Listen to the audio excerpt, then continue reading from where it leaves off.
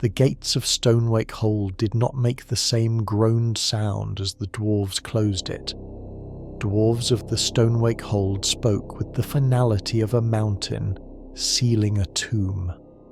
Xeeona Septhyr did not look back.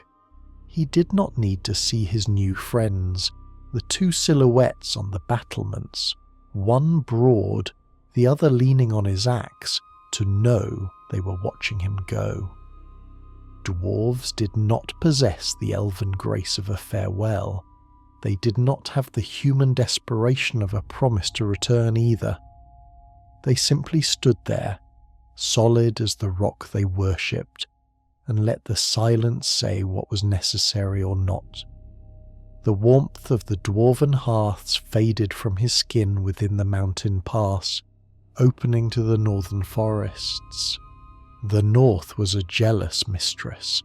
She did not tolerate the lingering heat of comfort.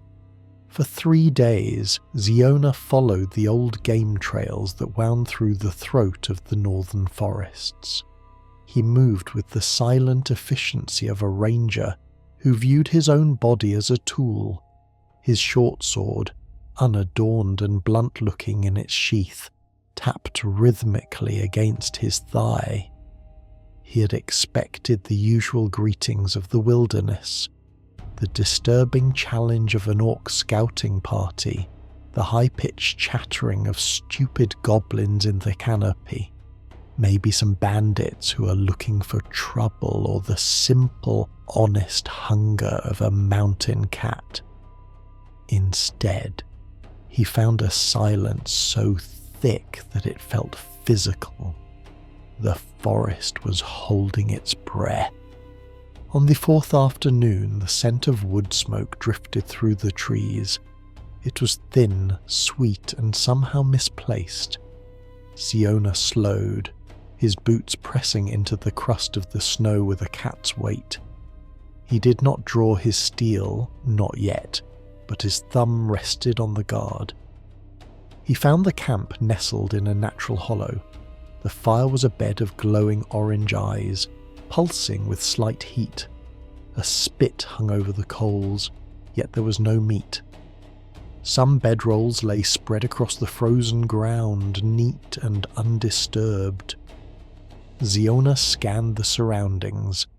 There were no chests of stolen coin, no broken crates of wine, no trophies of the road. It was as if a company of men had simply decided to stop existing in the middle of the forest. He knelt by the edge of the camp, his cold green eyes tracking the dents in the snow. A set of boot prints, a bandit by the depth of the heel, marched 5 paces toward the trees. Then they stopped. Not a stumble, not a leap. The prints simply ended mid-walk. There was no sign of a struggle, no blood, and no magical residue that his half-elven senses could perceive. The wind tugged at his wavy hair, exposing the thin scar across his receding brow. He felt a prickle of unease, not fear, but the clinical recognition of a predator that could not see its prey. He pushed further north, the silence growing until it became a ringing in his ears. Even the birds had vanished.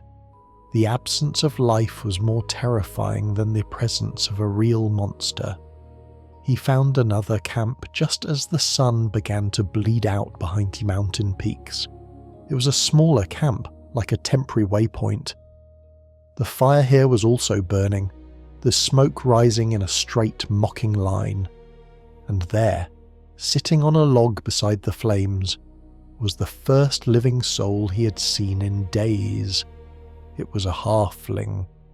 The creature was lean, lacking the typical roundness of his kin. He wore clothes of fine, tailored wool, deep plums and golds that looked absurdly vibrant against the grey-white of the flora.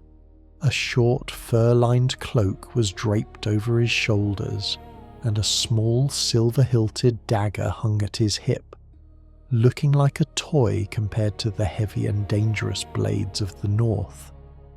Xeeona stepped out from the shadows, his short sword remaining in its sheath. Though his posture was a coiled spring, he stopped 10 paces away. The halfling did not jump. He did not reach for his weapon. He simply looked up, his face remarkably calm for someone sitting alone in a graveyard of a forest. The two of them stood in the dying light, the weathered half-elf ranger with his leather armour and receding hair, and the pristine, overdressed stranger. Neither spoke. The only sound was the crackle of the fire and the distant, lonely howl of a wind that carried no scent of life.